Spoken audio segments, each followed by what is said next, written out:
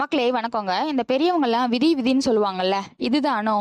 ஜூலை மாதம் நடந்த agri index போயிருந்த போது விதை கிழங்குகள்லாம் ஒரு இடத்துல வாங்க போயிருந்தாங்க.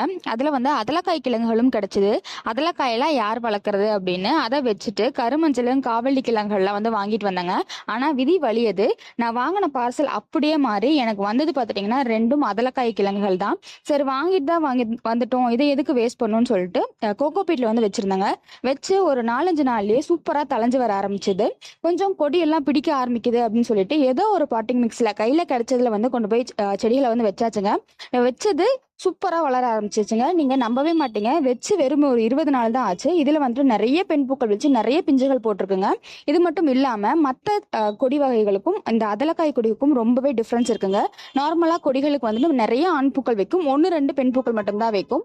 ஆனா இதுல வந்துட்டு அப்படி டிஃப்ரெண்டா இருக்குங்க. நிறைய பெண் பூக்கள் வைக்குது, நிறைய பிஞ்சுகளும் போட்டிருக்குங்க. அதலக்காய்